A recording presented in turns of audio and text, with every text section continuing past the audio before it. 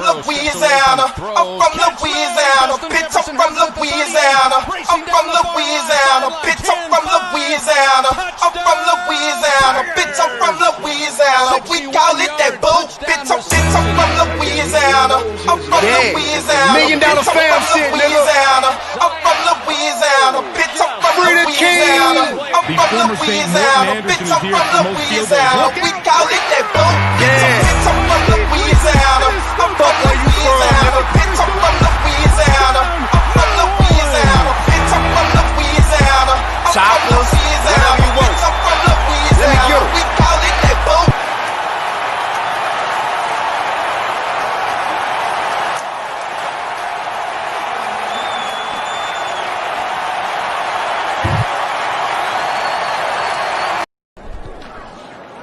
Kamara gets it and right up the gut. He is gone. Touchdown, Saints.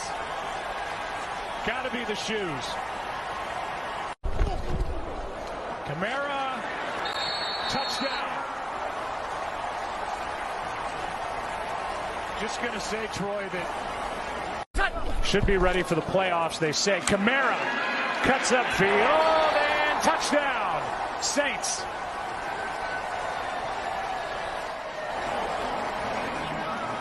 Tough running. Kamara again. How about 4? Touchdown, Saints. Kamara looking for 5. He's got it. Touchdown, Saints. He's got 5 rushing touchdowns. And now 6. Tied for the most all time.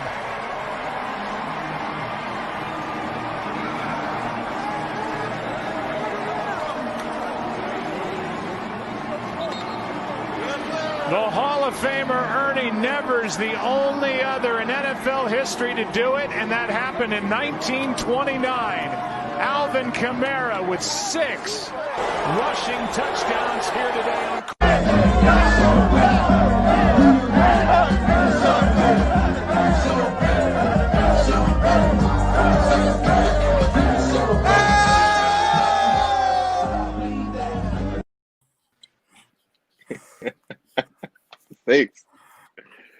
Six.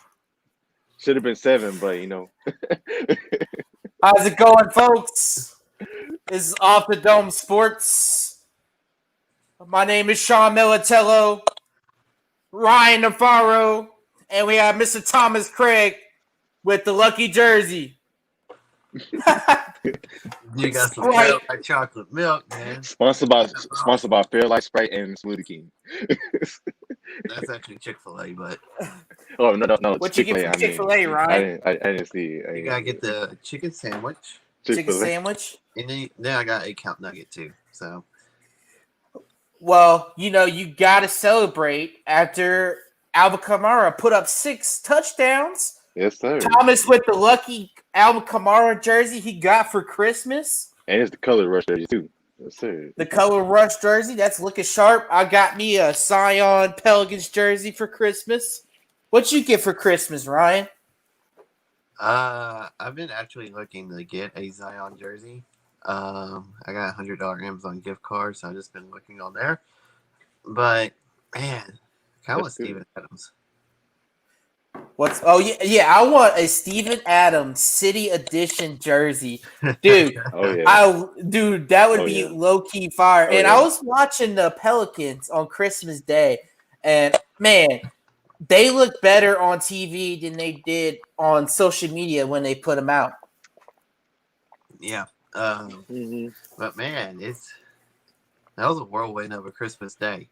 Mhm. But I'm still kind of upset that Sean Payton. I don't know if he lost count or didn't know that Kamara could have really set the record. That one just random. Hey, let's just give it to Taysom. Taysom running in, He had to go give it to his fanboy Taysom. So you already know how it is. hey, at the end of the day, though, you get a dub against a team that was trying their ass off for the playoffs. So, yeah, and Drew Brees even played good. So, Well, he has spurts. He didn't look good, but he did what the necessary things to win the game. But he first did and necessary foremost, welcome to Off the Dome Sports, where we cover all Yeah. things Louisiana sports. We're gonna start off talking about the Saints. We're gonna talk about the LSU coaching carousel. Ryan's gonna recap the UL Ragin Cajuns bowl victory against Texas San Antonio. And then we'll pregame for the Pelicans matchup against the Suns tonight on TNT. So, yeah, man, we're talking about the Saints. Kamara, 6 touchdowns. Sean Payton, pretty much bailed out by Kamara this game, I would say. Drew Brees had a off night. So, yeah, at least we got the dub. That's all I got to say. I mean, you kind of already put your perspective on it, Ryan. What about you, Thomas? What's your perspective on the game on Christmas Day? It was a good overall game. Some hiccups here and there. Like interceptions. I could tell Drew's still not fully healed because he missed he was underthrowing passes that he didn't normally underthrow. I could tell that the rib injury still, affected him. But then the defense scared me a little bit. But other than that, I mean, we did what we need to do. We put the Vikings away, and we ain't worry about them in the playoffs. So I'm just because the Vikings been a thorn outside in the playoffs. So I'm just glad we ain't worry about them. So, yeah. Yeah, people forget that we do pretty well against them in the regular season. It's the playoffs where they come to play against us. So they're out of the playoffs. We don't have to worry about them. Is it finally our year? Is this what it needs to take to win the Super Bowl? No Vikings? Is that what it takes? We gotta get through Green Bay. What do you think, Ryan? I've been listening to a lot of sports radio, and my old boy Kevin Foote on Footnotes, he's saying that we aren't really Super Bowl contenders anymore because Quan Alexander got hurt. Yeah, I think it's a fair point actually because Quan Alexander added the extra level to us. Anzalone, he was a hit or miss on the other side of Demario Davis. We needed somebody who was really going to be that co-pilot with Demario Davis, and because we only run 2 linebackers throughout most of the games, so we needed a guy that's almost just as good as Demario Davis, and we got him. It's just unfortunate, he tears his Achilles right before playoffs. Anzalone's going to have to step up. And you're going to see Chauncey Gardner-Johnson and DJ Swearinger play more in the box. Jenkins is probably going to play more in the box as well. So you're probably going to see more safety action in the box so we can give Anzalone that help. Yeah, it's going to be interesting to say the least. You hate to lose a guy like Quan Alexander because it just seemed like when he got put into the defense, it just was an automatic fit. But obviously, there was some off games. But you're right, Alex Anzalone, next man up, you got to come to play. And, it sucks that we're kind of in a time where you can't even sign anyone extra. You can't trade for anyone. So, they're just going to have to do the best that they can. Hopefully, the defense can what's the word? carry on Ancelotti's slack, I guess to say. But yeah, it's going to be a little bit of a rougher road now. And, So Yeah.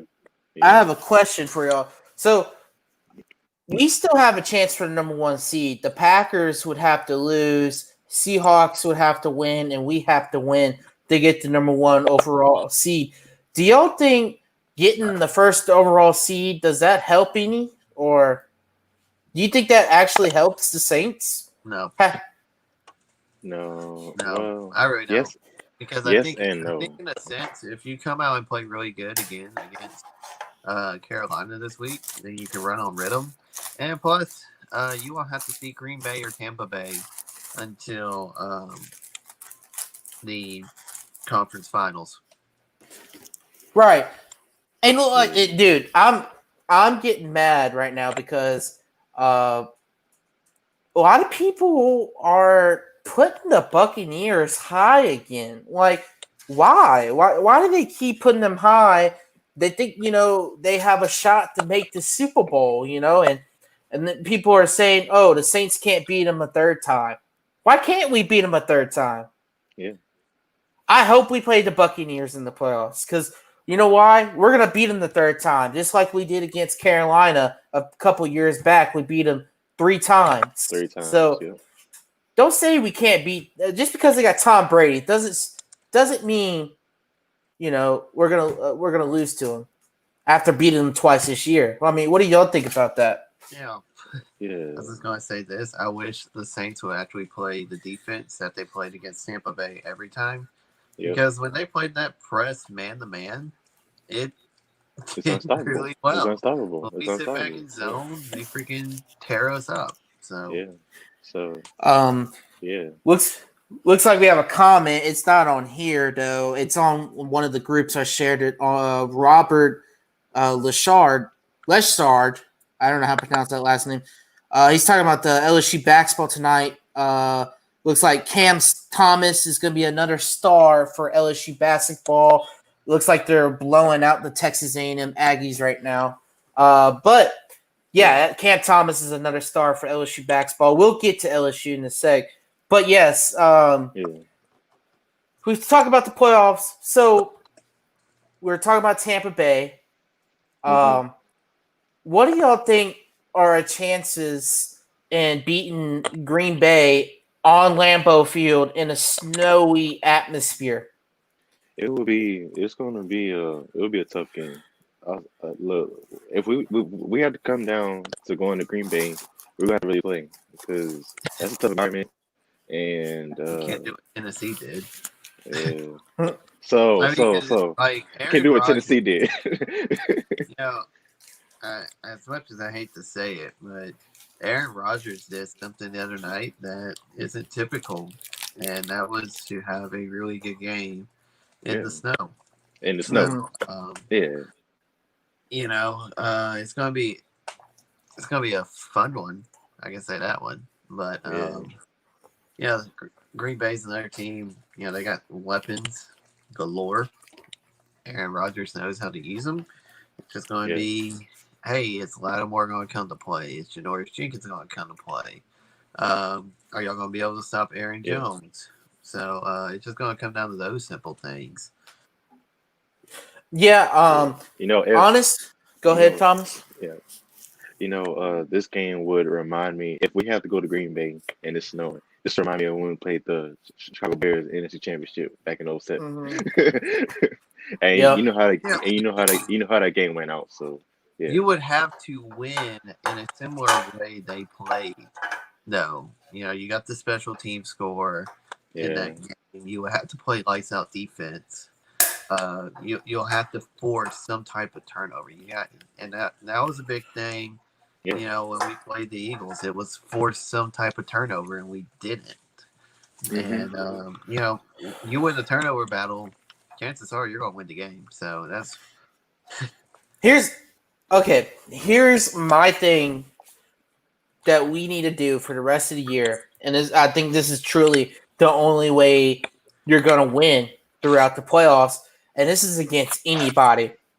let me say this here, because if we're not, we're gonna have to be on our A game no matter who we play in the playoffs, and I don't think we need to do it by passing the ball. Obviously, I'm very strong on we need to run the ball more. First and foremost, Kamara should be the main focal point of this offense. I'm sorry. Drew Brees should not be the main focal point. Taysom Hill should not be the main focal point. Sean Payton's going to have to find a way where he can center this offense around Alvin Kamara, not the quarterback. He needs to start building the offense around your best player. Your best player is not Drew Brees anymore. Build it around Kamara. Get as many action in different ways you can with Alvin Kamara. Get him to be, the best guy on the team like he is, like you pay him to be. And obviously you get Michael Thomas back. So obviously you're going to have to lean on guys like Michael Thomas and Alvin Kamara like they're getting paid to. And I think that's the only way we're going to win no matter who we play against the playoffs. Mm-hmm. Tennessee tried that. You can't rely on a running back. Like Derrick Henry. Yeah, I was listening to sports radio today, and someone was trying to make the same point you are. But you can't rely on a running back, because let me tell you something. When was the last time a running back won the Super Bowl MVP? Let me tell you this right now. The 49ers made it to the Super Bowl lying slow, not just running back. I understand it. They did by running back committee, but most of their team work comes from the running game. They're the number one running team in the NFL last year, and they made the Super Bowl. You know what I'm saying? They could pass when they needed to, but they outrushed their passing attempts by a mile. You know what I'm saying? Yeah. Why can't Drew Brees be? Why can't Drew Brees be like Jimmy G last year? Be the game manager. We lean too much on Drew Brees. I think he needs to stop. That's what I'm trying to say. Like, Jimmy G I rather lean on Alvin Kamara and Michael Thomas than Drew Brees. I mean, you gotta have to. And he also got Murray too. You got Taylor Murray to produce. Exactly. Too. Yeah. We need to stop leaning on Drew Brees to be the guy to pull us out. I'm sorry. He has diminished. You're overrated. You know what I'm saying? You're overreacting. I'm not overreacting. I'm just saying Drew Brees. We're not overreacting. I can promise you right now, Drew Brees doesn't have what it takes to carry this team like he used to be. You're asking a guy who just had 11 fractured ribs to play against Kansas City, and honestly, exactly. That's why you need to lean on Kamara. That's why. Honestly, if Sean Payton's play calling was any sort of better in that Kansas City game, we would have won. We should have beat the Chiefs. Should have beat the Chiefs.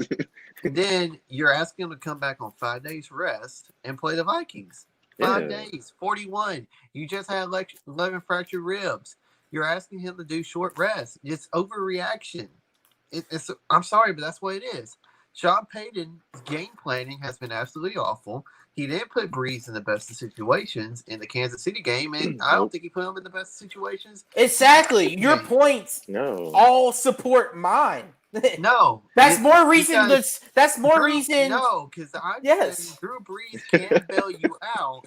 It's just up to Sean Payton to actually call the right plays. Drew Brees on his own is not going to be able to bail us out. I'm sorry. Drew Brees on his own. If Sean Payton's not setting you up for success, then oh well.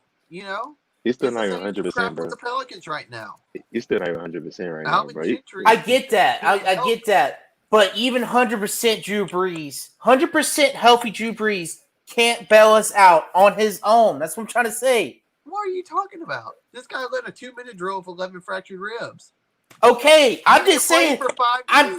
Ryan, there's better teams than us. Aaron Rodgers could bail his team out by himself. Patrick Mahomes. Drew Brees is not that guy anymore. He's still good. Yeah, I agree. He's still a mid-tier to good quarterback right now. But he's not a guy. He's not a guy on his own that could bail us out anymore. He's gonna need help. He's exactly what He's exactly what Peyton Manning was his last year. Maybe not as bad, but this is exactly what's going on with him. Just like Peyton Manning's last year. Peyton Manning's last year, he was getting benched. Well, he got hurt, and then he couldn't recover from that injury. Yeah. And then he got benched. I mean, when you look at Mahomes has feet. So, and plus, he can move. It's pretty easy to do when you got Cheetah running around wild and nobody can freaking guard him in the NFL. Shit. Devontae Adams has been absolutely amazing. What has Drew's played, 2 games with Michael Thomas this year? I mean, at the same time, you got to look at stuff like that. I mean, a lot of it has to do with your receivers bailing your ass out, buying extra time somehow. At that offensive line, we saw it last year. When that offensive line played fantastic, Drew Brees looked like an MVP caliber. Mm-hmm. When that offensive line was absolutely trash, Drew Brees looked like he was done. Mm-hmm. Going back to what Bobby Hebert saying, games are won in the trenches. So, I have faith in Drew Brees because, one, he's been there, done that. When the adrenaline of the game gets to you, nothing else matters. It's just having faith in what's actually going on, and there seems to still be a disconnect between him and Sean Payton. And yeah, I mean, I agree with that, Ryan, but all I'm trying to say is he's going to need help, and we're not giving him enough help like we should because, like I said, he's not young or peak Drew Brees anymore. But you know what I'm saying? But he's gonna need. Look at the Super Bowl season. He's gonna need an MVP type performance from Kamara and Thomas to bring him to the Super Bowl. I'm telling you right now. Look at past years when the Saints have gone 13-3 or whatever. The Super Bowl year, we were about 50-50 pass. 2011. That was one year where Drew was like 60-40. That was really prime Drew, I guess you can say. In 2012 and 2013 were the same ways. Mm-hmm. But, Sean Payton, again, he has to rely on that run, but he has to put Drew Brees in better situations. Because if we get in these points where we're just pass, even when we're ahead, it's going to start turning out bad, Alvin Kamara was a much better running back with Drew Brees in there than Taysom Hill. Mm-hmm. You got to get that uncertainty factor in. And Sean Payton even played Taysom Hill right. I mean, fact of the matter is, I think Drew Brees was rushed back after that loss to the Eagles. Well, he wasn't rushed back. He wanted to go back. He wanted to. I told y'all that, bro. The Saints probably would wanted him to sit for another week. He rushed himself back. You know what I'm saying? He wanted to go out and play. I told y'all that, bro. He At the end of the day, it's up to the doctor and Sean Payton. But yeah, you're not going to stop Drew Brees. You don't want to piss him off. I told y'all he wasn't. You got to lose. He gets hurt again, he retires. I don't know. He doesn't. You play. It's Drew Brees going to retire again this offseason. It's Super Bowl or bust. That's all I think. Yep, and you're exactly right on that, Thomas. Super Bowl or bust. And I think it starts with Alvin Kamara and Michael Thomas. They're going to have to put on their big boy pants on, and they're going to have to lead this team to victory. Anyways. But that 2018 team, that was the team right there. Until the refs blew us off in that game. I ain't going to talk about that. Yeah. that was the team right there. We don't want to bring that up anymore. That was the team, but it's okay. Honestly, I think this team's better than that team. No, I disagree. I think that year was our best chance to win the Super Bowl. That was the team. I'm telling you, we could have beat the Patriots, man.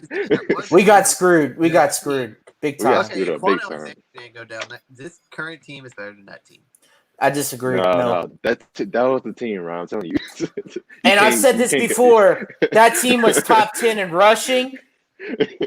Guess what we was in Super Bowl year? Top 10 in rushing. Top 10 in rushing, man. Like all other years have been like 15 and below. Just saying. Corresponds. Just saying. Rushing the ball helps. Yeah, but it goes back to Sean Payton's willingness to. Yeah, his play calling's got to be better. Murray. Latavius Murray is a A lot beast. better of a back than what the Saints put him out as. Yep. He's a very underrated runner. Like he's one of the better straight line runners I've seen in the league. Honestly, But it goes back to Sean Payton is not putting everyone in the best position to succeed. Because if everyone was in the best position to succeed, this offense should never be stopped. right? Nope. I agree. Anyway, Yeah. so let's go ahead and move on. Also, I have it on the bottom. LSU beats Texas A&M 77-54. 77-54. Yeah, that was the first conference win of the year. Oh, we lost Ryan, but let's go ahead and talk about LSU football and the coaching carousel.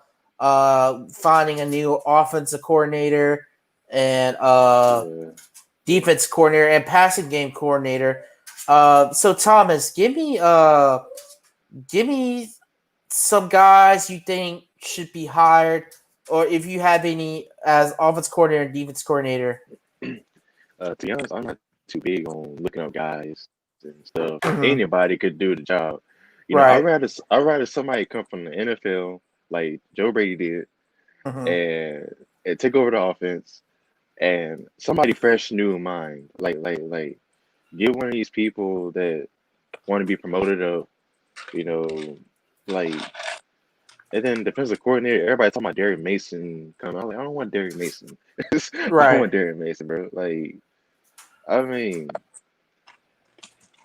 you know, if LSU, for them to succeed, they're going to have to find young, innovative mindsets because the SEC has changed.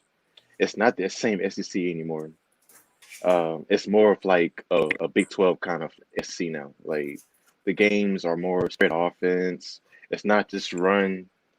It's not just run, ground and pound the whole game like SEC usually does. You know, this is a whole different. This is just a whole different system. And without the young, innovative mindsets at LSU helping Coach Orgeron out, we're not going to make it anywhere.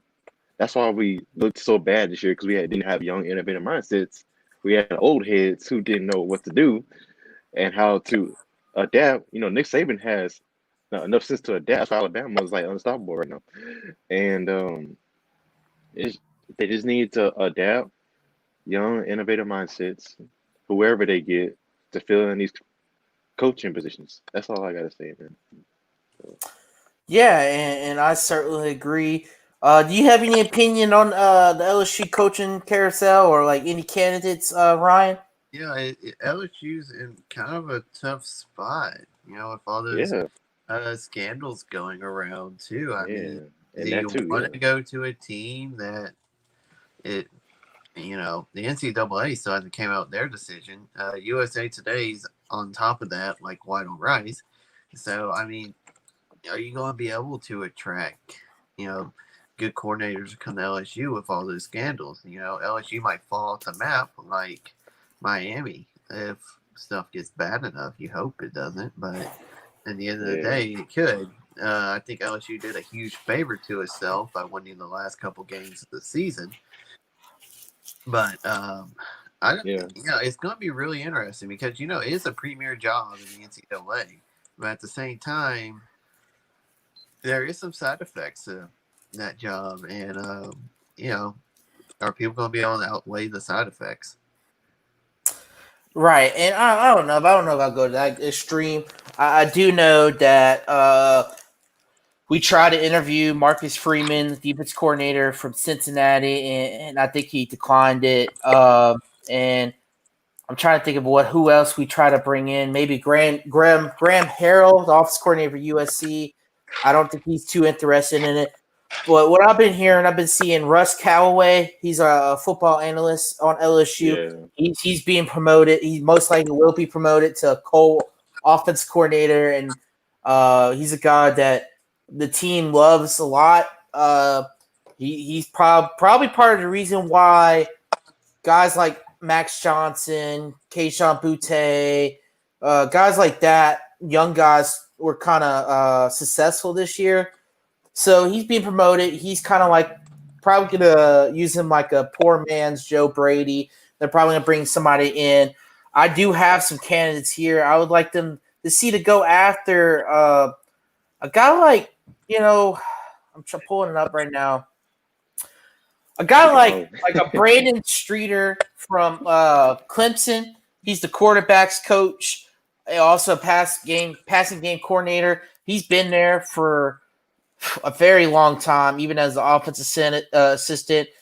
You can even go Phil Longo, North Carolina offensive coordinator. They had the most balanced attack this year in the country. Jeff Grimes, a former LSU offensive assistant, BYU offensive coordinator. He had huge success with Zach Wilson. Billy Gonzalez, another former LSU coach, Florida passing game coordinator and wide receiver coach. Or you can even go Curtis Johnson, which I like a lot. He's the Saints offensive analyst, former Tulane head coach. Yes. So and I think he's a guy that would relish the LSU opportunity. And a guy that nobody's really talking about, he's already on the LSU staff. You could promote Mickey Joseph, our wide receiver coach. He's a guy that's also been very well on that. But first off, I just want to thank Coach Steve Ensminger, LSU legend. He's stepping down. And I think, I'm about to play a video tribute to him. LSU posted. So I'm going to put that up. I can't let any outside influence say, hey, well, you're not good enough or you can't do this. Bullshit, okay? I'll do it. On offense for LSU, the quarterback, number 5, Steve Ensminger. He's from here in Baton Rouge. Ensminger has really played well today. He's the quarterback right there, right over across the street right there in Tiger Stadium for Charlie Mack. I tell you, let's watch Ensminger. Watch the poise. He's looking to throw between the linebackers where he can rifle the ball in. He wants to never get booed badly because I don't believe that anybody out there is trying to mess up. I believe that we're all out there giving 100%. You can't blame them. We get down on ourselves, so I can blame them for getting down on us too. Jones and Swallow behind Ensminger. He lost it. Carlos Carson. Here, that was a thing of beauty. What we call the alley-oop tag.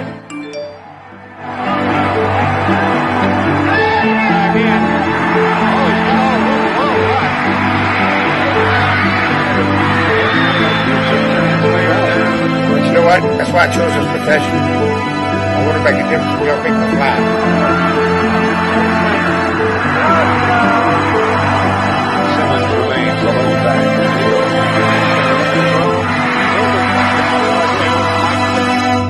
Tremendous honor to be named offensive coordinator at LSU. It's a job that I have worked my entire career looking forward to. Sees a Tiger through and through. I spent my entire career thinking about this opportunity.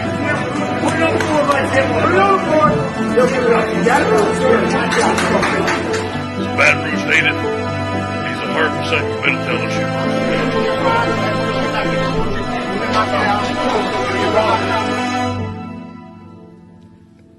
This is my opportunity, and I embrace it. I look forward to it, and I promise you, we'll make this state proud.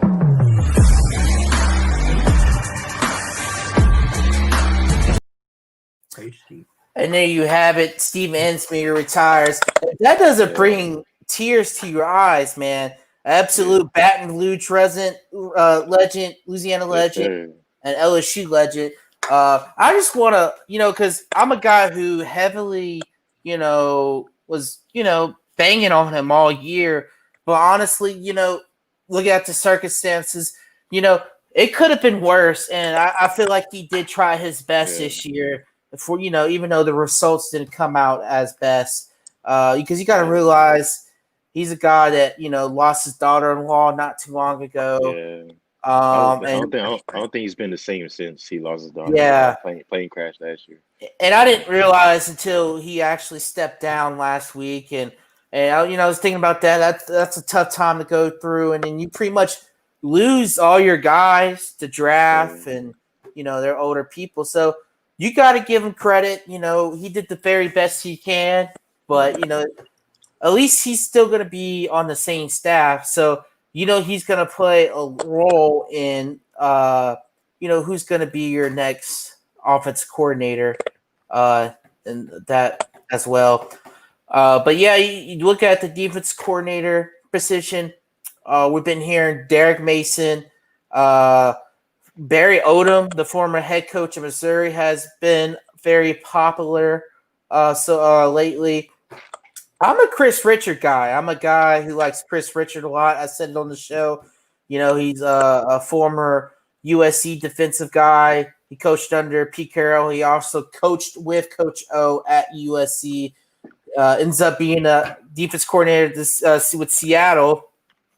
It had some of the top defenses in like three or 4 years in a row, and then I think there was a disagreement. And he got fired. And he went to Cowboys, and then he decided to sit this year out. I think he's a guy that we need defensively. I think they will still keep the 4-3 scheme. He's a secondary coach. He would work well with Corey Raymond. How do y'all feel about a guy like Chris Richard? We need to go back to 3-4, man. 3-4? Just go back to 3-4. It doesn't matter as long as you have the team. Yeah, I agree. It doesn't really matter too much. I mean, yeah, you look at some Big Ten defenses and they're all 3-4. Ohio State's ran the 3-4 forever. But I mean, then you look at, I hate to go to NFL reference, but when the Saints ran a 3-4, it was absolutely horrid. So you got to get a guy, one, who has somewhat of a name, and two, young and innovative. Well, you don't even have to be young. Someone who is an absolute scholar of the game. It don't have to be young. It's someone who's a scholar and wants to adapt. Because at the end of the day, Nick Saban ain't young, but he got sick of getting beat by Clemson playing the spread, so they had to incorporate getting more spread action going on in college football. So you just got to get people that are innovative. Don't have to be young, but just innovative. Yeah. Right, and I certainly agree with that. And you just got to get a guy that's adaptive, and that's what Nick Saban does with his coaches. He always adapts to what's working now, and he always finds the coaches that fit that motive. So you're absolutely right about that, Ryan.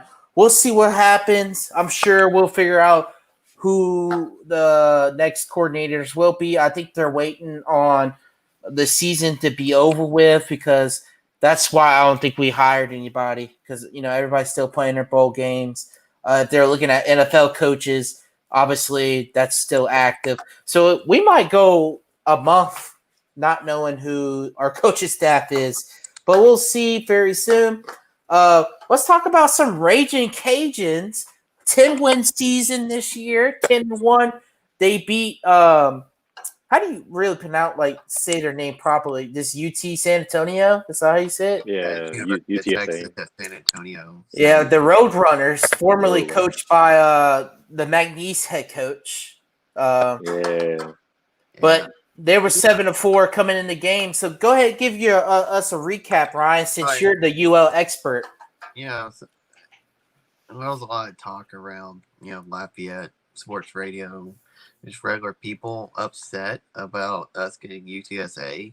But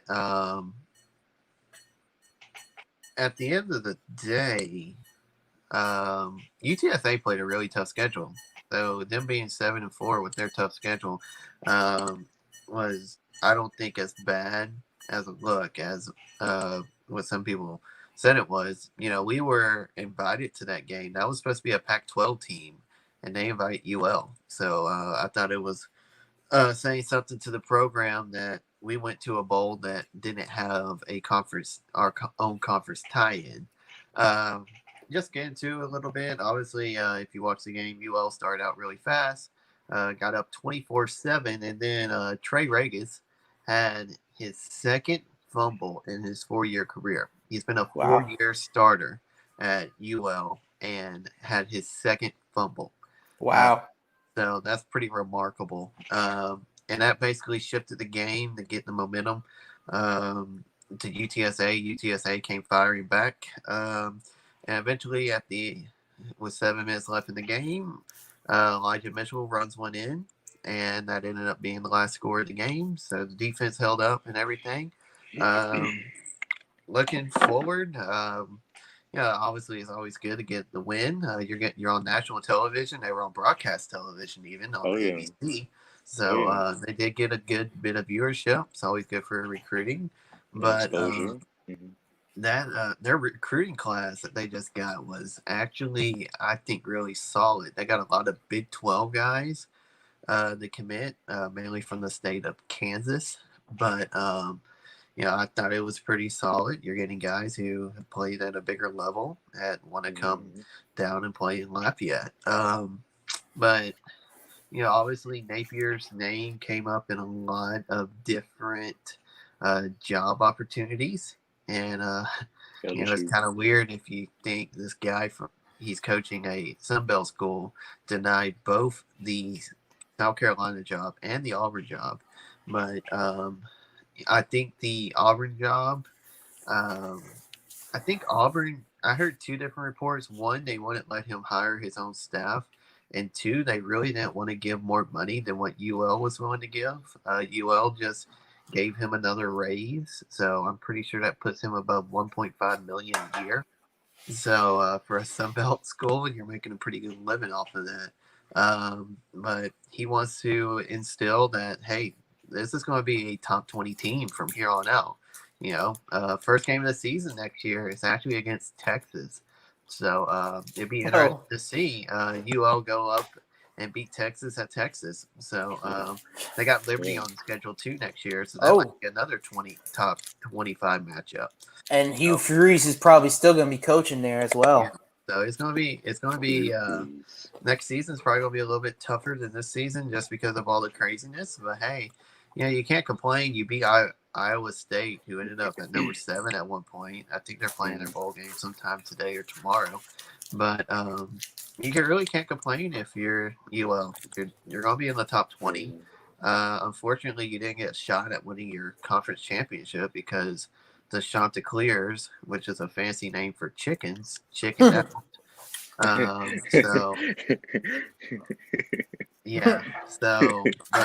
we'll get them next year. And, there's a lot of optimism. Obviously, you got, I believe our top 2 backs are both going to run to the NFL just because they got draft stock. Elijah Mitchell and Regis. But that man, Billy Napier's been great at having running backs. You get Levi Lewis back, who's been your starting quarterback now for 2 years, going on 3 years. He chose to pass up the NFL to play one more year. Then all your receivers are staying too. I believe every single receiver is staying. So their third string running back, isn't his name like Chris Smith? Yeah, he's pretty good. He's pretty good. Yeah, he's like Raymond Calais. Yeah, Raymond Calais, or Calais. Sorry. So yeah. It's been good for the Ragin Cajuns pretty much ever since Billy Napier took over. Fun fact: 4 Ragin Cajuns played in a football game last week. What? Wait, no. Only 3 Ragin Cajuns played in an NFL game last week. Oh, okay. Oh, 3. Okay. In the NFL, 3 and all 3 started, I believe. All 3 are rookies, huh? Yep. One of them, it was because of the unfortunate situation that the Browns had, but hey, he came out and playing time, caught 5 passes for 60 yards. So, hopefully he gets another shot. Who is that? That was Jamarcus Bradley. Oh, wide receiver. Jamarcus Bradley. Yep. Yeah, and you got obviously the other ones, Dotson and Robert Hunt, right? Yep, the big boys. Yep, and like to see you. Go ahead, Thomas. Hey, it looks like things are up and up for Ragin Cajuns. They might be better at LSU soon. I don't know. I think they're already better at LSU right now.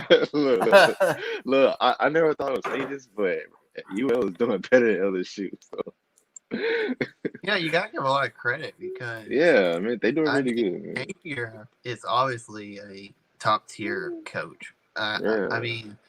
He's not Saban level because Saban has his own level, but I would definitely say that given the right opportunity if he was at Alabama, he'd be doing just as good as Saban.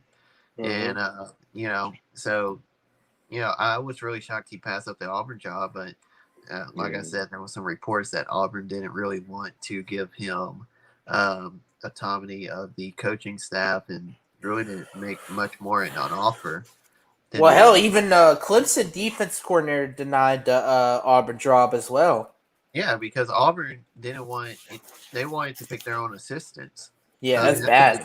That's a big turnoff to. Ain't nobody want to go there. Yeah, that's a big turnoff to coaches. If you can't pick your own assistants, then what's the sense of going to Auburn? Right. Yeah. Hey, y'all brought up Hugh Freeze earlier. Do you guys think he'll come into the SEC? Maybe. It just depends on who's going to be open again next year. I mean, you're seeing I a always think lot Hugh Freeze come of at coaches. You're seeing a lot of coaches who were down in that second tier who are really regretting it. I mean, because anybody could go take that Vanderbilt job, but you're going to regret it. Yeah, that's the only opening left, I think. It kind of happened with old boy who's at Nebraska, who was at UCF. He's not too happy right now. You went from being quote unquote national champions at UCF to going to Nebraska, and you are even winning. So you're starting to see a trend of coaches just kind of wanting to stay put. Right. Yeah. I mean, college football is a scam in the first place. So I had to get that one out. But yeah. I really think you got a point. Coaches would rather, have sustainable success at one place, getting paid $1.5 million, rather than going to Auburn and going 9-3, 8-4 every year and making a random ass bowl game. Yeah, I think it's going to take a lot for Billy Napier to leave UL because honestly, what's making him leave? So you like y'all were talking about Auburn barely offered him anything else. What he's getting paid now, so and plus I can't pick my own coaching staff. Why the hell would I want to go to Auburn? So I think get somebody from Boise State. Yeah, and Ryan, to piggyback on your thing you said earlier, why a lot of fans were mad. I think a lot of fans weren't mad at the bowl game. They were more mad at the opponent. I think they wanted to play a bigger opponent to prove that they can hang with the big boys. Yeah. I mean, you can end up like that one bowl game where you're playing South Carolina, who was 2-8. Yeah. So I mean, honestly, if I wanted to play any big school, I mean, give me Indiana. Give me, I can't think of a team in Iowa State again. I mean, hell, not even a Power 5. We could have played Coastal Carolina or Liberty. Well, then again, they put them two together. Yeah, which was kind of ironic because their game got canceled. But I mean, hey, it wouldn't even been cool to see them play BYU. I mean, give them, personally, I think the bowl system, if you're going to continue after the top 4 or 5 should play 6, 7 should play 8, and go on down the list from there. Yeah. That's always been my opinion. I do know bowls have tie-ins, but I mean, if we're going to try to see who the best teams are, why not do it that way? But it would have been nice to see them play another good school. It would have been a good little judgment point to see where they're at and how far they've come, especially because Iowa State really didn't peak until about week 4. They started playing really well. So at the end of the day, look, you got a chance next year. You're going to Texas. You'll beat Texas ass. That's all I gotta say. Dude, they beat Texas, and I understand.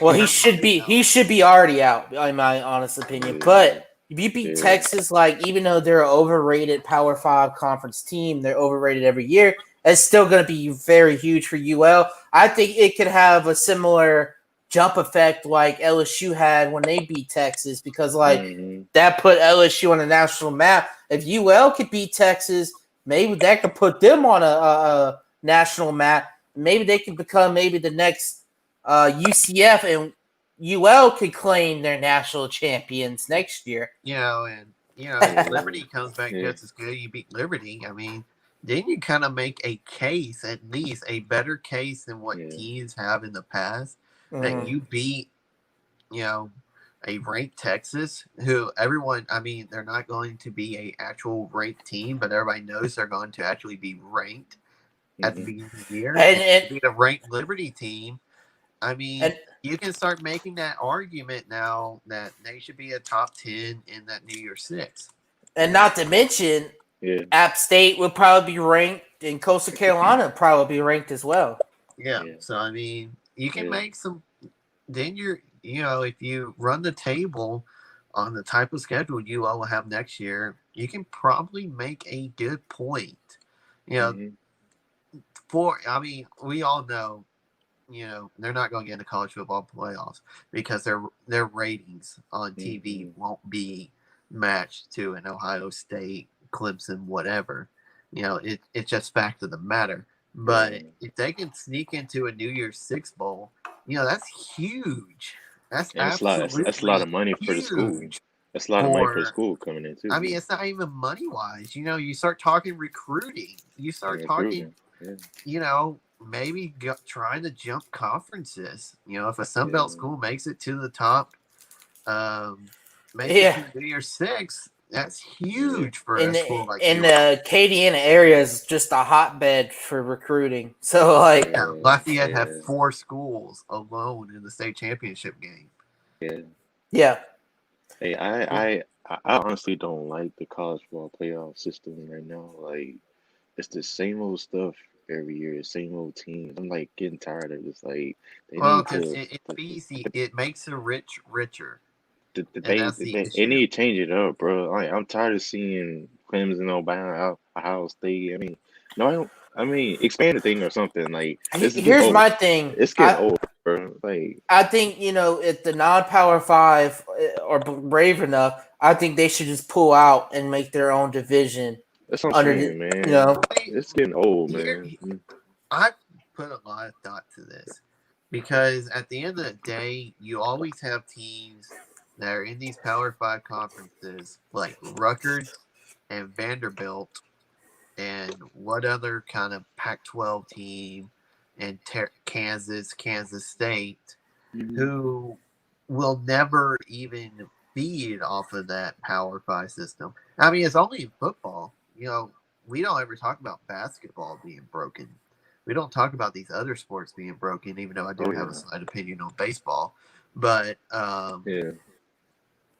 it's only football. And, I read an article. It was like the NCAA just needs to hire another committee or whatever that focuses just plainly on football and how to run football. Because football is so much different than any of these other sports. That's a true statement. That's a good statement. Yeah, because like you just said, basketball and baseball, you have more opportunities as a smaller school than you ever would as a football and college football. One of the big reasons why they are so much different, besides maybe March Madness, like. They're so much different because they make the most money, and then they make the most money during the regular season, just the regular season alone.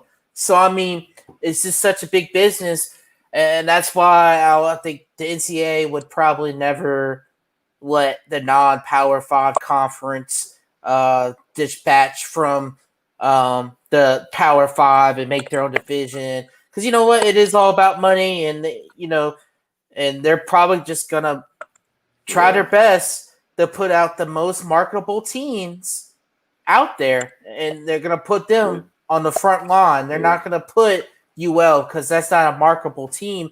Honestly, the NFL kind of does it, as you've seen, sometimes it's rigged. They want the bigger team, the bigger city team to make it more in the playoffs. Yeah. I mean, we ain't gonna talk NFL about doesn't that, man. play. NFL doesn't during the regular season. Why does Dallas continuously get 325 in primetime games? Because of Dallas. Because they're been the most marketable team forever for the NFL. Right. And I want to bring up another thing. Steelers and the Juju Smith-Schuster dancing in the locker room with no mask. When are they going to get fined? When are the Ravens going to get draft picks taken away for having a whole ass outbreak? But I'm saying. Or Tennessee. Tennessee was worse earlier in the season. I guarantee that happened to the Saints. They would have fined us already because they hate Louisiana teams, bro. I don't know why. They probably would have suspended Sean Payton. They probably would have suspended Mickey Loomis. NCAA and NFL hate. Gail Benson, you're going to jail. They probably want to send us to the Canadian. They both hate Louisiana teams, bro. I don't know why that country hates Louisiana teams. I just don't know why, man. This is the Saints. I don't know because you look at it, the Saints are top 5 ratings every year. Yeah, it sucks. Anyways, let's get into some Pelicans talk. Before we end the show, we previewed the Pelicans versus the Suns tonight. What's up? Can I say one thing first? Okay, go ahead. Player of the week for the first week of the season was Brandon Ingram. And, we're talking about a guy who was most improved last year. He really wasn't even an MVP candidate, just was an all-star.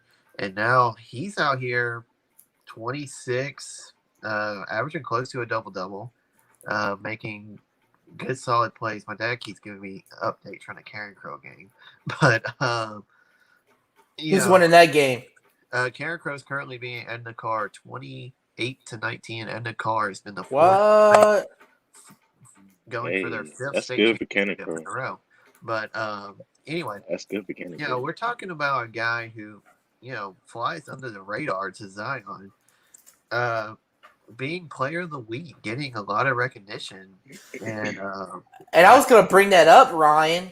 You beat me to the punch. Yeah. If this guy keeps playing like he is, I think it's time to put him in the MVP talk. I'm just saying that right now. Give B.I. some credit. He is the main leader of the team. I'm sorry, Son, but B.I. is your leader. He's your number one guy. Yeah, Brandon Ingram playing like Kevin Durant. And honestly, I hate to do it. You probably gotta give a little credit to LeBron. The 1 year he played with Brandon Ingram, because probably Brandon Ingram, even though he's probably frustrated there, got to watch LeBron and how he interact with people and stuff. Maybe he's trying to be a LeBron, be a team leader. You know what I'm saying? So we'll see. You didn't listen to JJ Ray's last podcast where he was basically saying he just wants to idolize Kevin Durant. But he flies under the radar, and he's perfectly okay with it. And he's not going to get the media attention because he's such a low-key guy. But this guy is going to lead this team in scoring. He's an elite scorer. He can flip a switch. I mean, the other night we were playing. I don't remember who we were playing. He had like 7 points at half and ended up with 28. I mean, the game scored 21 points in the second half. It was talking about the first game against the Raptors or the Heat. It was the first. Was that Raptors or was that Miami? Obviously, there's the Pelicans. As long as they keep winning, he's going to stay relevant. But there's obviously some things in this team that have been exposed, and they definitely got exposed in the Miami game, and we're going to have to figure some stuff out, man. I think it's time to give Willie Herman Gomez some minutes because, we tried the Jackson Hayes project. I mean, there's times where Jackson Hayes looks like he belongs, and then there's other times Jackson Hayes looks like a stray dog. So I think people need to lay off Jackson Hayes. I think the G League. Yeah, I mean, I think don't blame the kid for not performing well.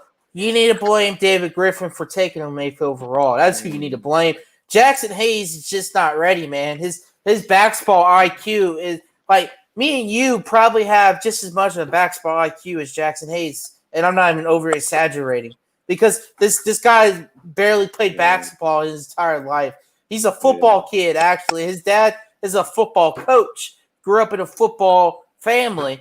He just ended up having a growth spurt, and like you're kind of too tall for football, so you might just want to try out basketball. But he's still learning the game, and me, you, Ryan, had the conversation before. I think he does need to go to the G League. Just learn the game of basketball first. And honestly, like, you've seen it to similar players in the league, like a Hassan Whiteside. Rudy Gobert was like that starting off when he first came to the NBA.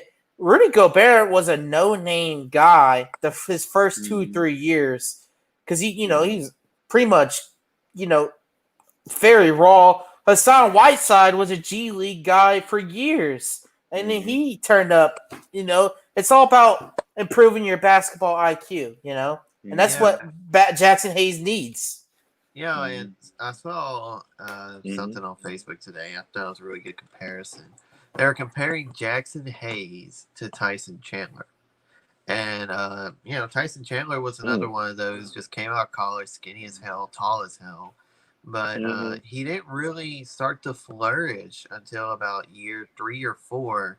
It was the year when he came to the Pelicans. I mean, the Hornets back then.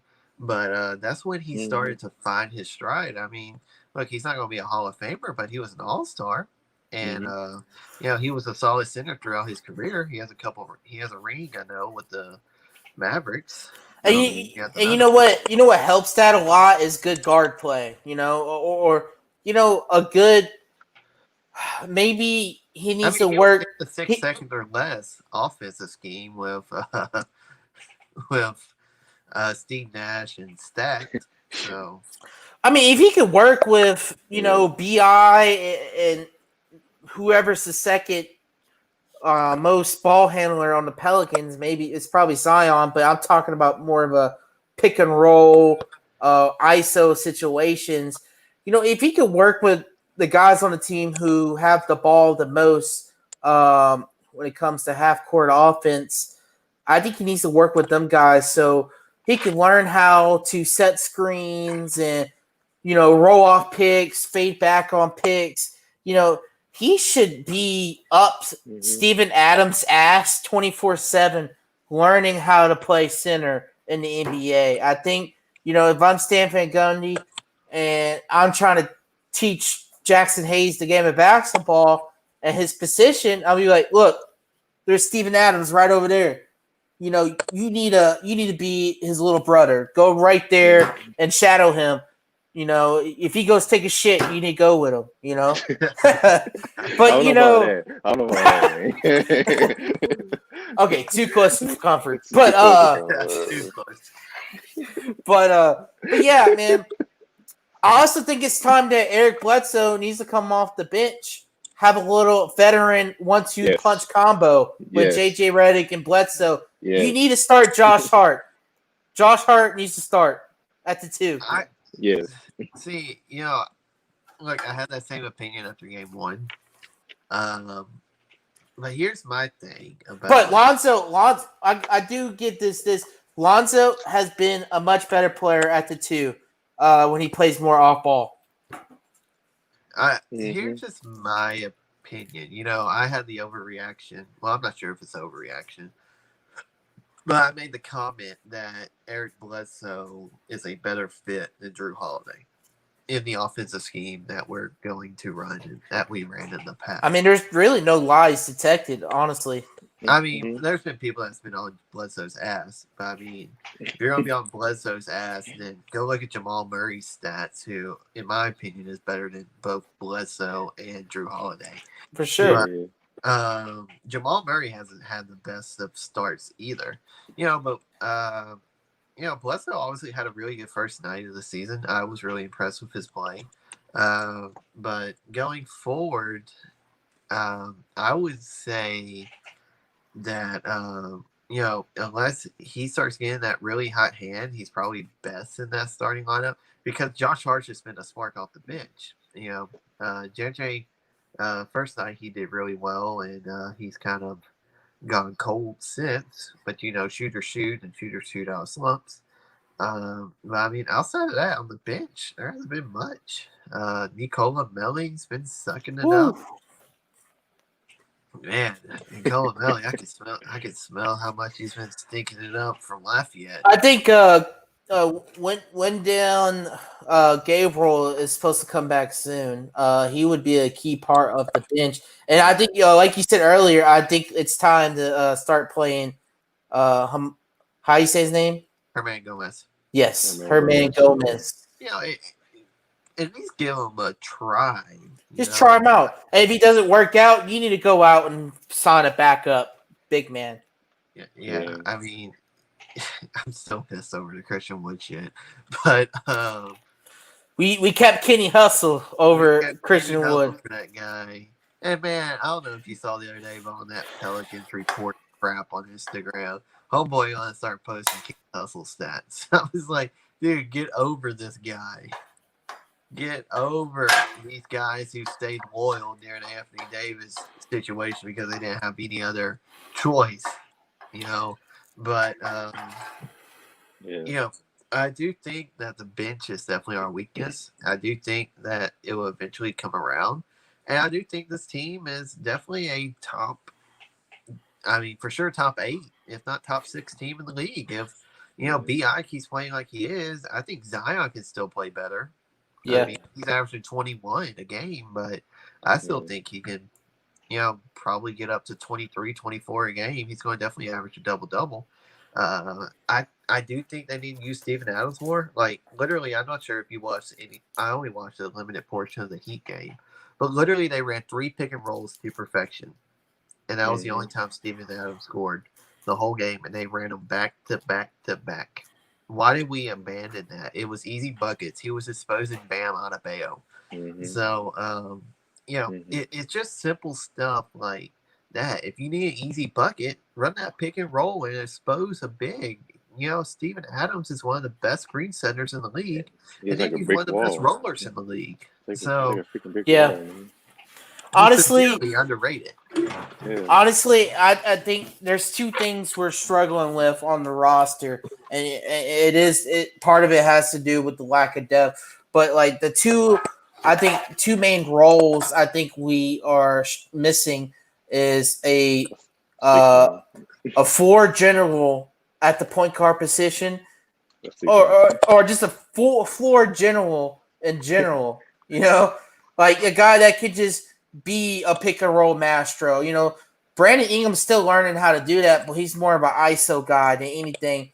And I also think, obviously we need another big man that can come in and put in productive work while Steven Adams gets a rest. Because, I do know one thing. If we keep playing Steven Adams 30 to 40 minutes a night, he's gonna get deteriorated. And it's not going to be good for us if we lose him because, honestly, he's a key part of this team. And honestly, every single minute he plays, the more I love him on his team because he's exactly what we needed at that center position.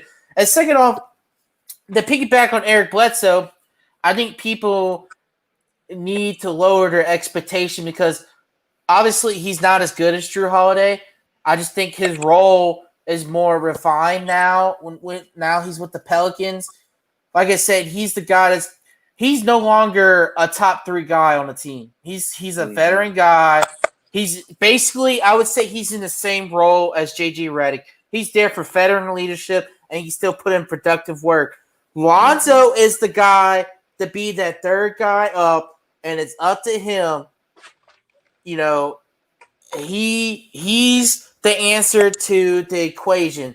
B.I. Zion, if Lonzo could be that third guy, we are a top 8 team, no doubt. But Lonzo, I'm telling you, he's the guy that needs to be the floor general. I love his shooting lately. He's been playing great off ball. But you know what? It's time to grow up. It's time to stop hiding what you need to do. You need to go out and be that point guard maestro. Like like people claim you to be, which you're not. You know what I'm saying? You can't be a playmaker if you can't play make in half court situations. He has to be like that. Man. He has to be like that. He's a or else two he won't guard. get paid. No, he won't. We're not going to pay his ass. He has to be more aggressive, or else he won't get paid. And you know what? He'll have to learn how to shoot a free throw, or else he won't get paid. You know, he has to stop being scared of getting fouled. You know, there's some players who relish at getting fouled. He's not one of them. James Harden, you know, you can say whatever you want, but that guy, he wants to get fouled because he wants them 2 easy buckets. Right. Mm-hmm. His whole game is all about that, actually. Yeah. James Harden. And look, he's done well. He can't go. He quote unquote can't guard anybody. If he really wanted to, he could guard. He was drafted as a freaking defensive guard. He just had to develop offense because unfortunately in the NBA you don't get paid for defense. Nope. But you get paid for scoring. Yeah. But bottom line. Yeah, my expectations for Eric Bledsoe, honestly, if he was to average 15 points, I'd be happy. Yeah. And as Sean just randomly walks off the screen. He walks off the screen. But if he averaged 15, even 13, I would probably be happy. I want to see JJ Redick around that 12 to 13 range. Josh Hart around that 12 to 13 range. Lonzo probably needs to be about 15, and he has to get some assists. He hasn't been getting much assists lately. But you know, you can put together a good lineup. And I think once Wendy Gabriel gets back now, tidy up some defense on that second team. But you know, there's some stuff I still think Sam Van Gundy needs to try and work some guys into the rotation. Obviously, you're playing a Suns team tonight that people are really high on. It's going to be a very good test tonight, actually, because you know I think a lot of people overreacted against the Heat because it's the Miami Heat. They're a good ass team. So in the finals. And the Spurs, we can't really judge off the Spurs because you know nobody knows how good the Spurs are. Yeah, they're not a playoff team. That's what they are. So and then the Raptors, that was the first game of the season, but. You know, the Suns, you know, some people picked them as a top 5 team, top 6 team, and they're pretty much, I would say we're almost equal with them. I think they have a more of an edge because of Chris Paul. So this is going to be a good test, you know. Well, we're also talking about a Suns. We're also talking about a Suns team that. We're also talking about a Suns team that went undefeated in the bubble. So, you know. Yeah, I mean, bubble Suns or something else, but still, they went undefeated because Devin Booker plays no defense. So it's going. I think it's still going to be a good test. It's going to be a good two test. Young teams going at it. Obviously, one of them has probably the one of the better point guards of the 21st century. You know, everything's up for debate, and you know, but you know. If the Pelicans don't win tonight, I don't think it's the end of the world. It's too early. early. Beginning the season, man. Too early for beginning anything season, to be end of the world, but you know, there's some that are judging hardcore off these 4 games. But you know, these guys are just learning Sam Van Gundy. You know, training camp was 2 weeks. And when it's usually a month, they only play 2 preseason games, which I thought that was dumb on David Griffin's part. But you know, at the end of the day, yeah, I'm expecting a good, hard-fought basketball game tonight. And the season just started. It started in December. It normally starts in October. You know, so you know it's gonna be different. It's gonna be different, man. And honestly, and I could tell you this: we look way better than we did starting the season last year.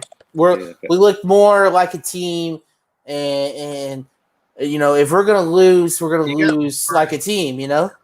You know, we got more established guys. Let's just put it that way. More established guys, and honestly, I truly think like we're more organized than we were. We're not all over the place like we were last year. Just freelance on offense, and honestly, we're just doing whatever on defense. So that's why That's why Alvin Gentry is going. Yeah, I mean, this year I'm seeing a lot more zone defense than I ever have. That's why he's going. No, but you're gonna play more zone because the starters have played more minutes. Yeah. Yep. But the starters have played more minutes, so you're gonna play more zone because if you play man to man, you're just gonna get wore out. Yep. So also it's a lot easier to play zone, especially a 2-3 zone when you got Steven Adams just in the middle because you can just kind of funnel everything to him. The thing I do not like, and I've sent this text out to a few people. If we're going to fight through screens the whole year, in this modern day NBA, it's going to be a long season. Just because guys can pull up for three a lot better now than ever. And I think we got exposed with the Heat for that. We were getting exposed by the Raptors for it for a little bit. But guys were just sitting there fighting through screens and there wasn't any help. So I do think some of the defensive schemes need to be up to date. Stan Van Gundy, I'm sorry, but it's not 2011, and you can fight through screens because you aren't really that afraid of people lining up from three for you. But yeah, it's 2020, and people will make you pay for fighting through screens. Well, about 2021 now. Right. And I just want to say this. Who's the number one team in the Western Conference? The Pelicans. The Pelicans, baby. Stop the Pelicans. Stop the count. Stop the count. Let's just go ahead and go straight to the playoffs. Yeah. Let's go. But anyways, before we get out of here, because the game's about to start in 10 minutes, give me your Pelicans prediction. You don't have to give a record, but give me what seed they would be. And just remember, there's a play-in tournament this year to go in the playoffs. Six? Thomas? Fifth? Oh, wow. Yeah. I'm thinking. I'm saying 6 as a realistic, but I do think the team has the potential to be top 5. I really do. I'm gonna go with 7. We're gonna be in a play-in tournament. So, yeah, I'm gonna go with 7. I thought 8 and 9 was in the point. No, you're right. Yeah, the 7 and 8 seed play against each other, and whoever wins that becomes the 7th seed, and then you get 9 and 10 play against each other. Honestly, like that. It's pretty cool. I want for the NBA to announce who these expansion teams are, because boy, Seattle, and give it to Vegas and move us to the East. Who's y'all's? It'd be a better chance, yeah. Okay, without saying the Pelicans, who's your finals prediction? Who you think's the team? I don't want to say it because it hurts to say. Lakers. I mean, yeah, Lakers. And who's y'all's Eastern Conference? This is where I want to see what y'all say. Who's y'all's Eastern Conference? It's going to be Miami again. Miami? I would have to say Miami again. Because Miami again. Honestly, I don't think Drew Holiday makes that Bucks team that much better. Because at the end of the day, Miami has one thing that I don't think any Eastern Conference team has, or that really good, but they have depth. A lot of it. They got a lot of solid guys who can come off the bench and contribute. They got a lot of guys, period, who are going to contribute. And I don't think the Bucks really have that much depth. It's also the Nets, too. It's also the Nets. I was about to say, y'all forgot one team, and they're going to come out of the Eastern Conference Finals, and that's going to be the Nets. Sorry.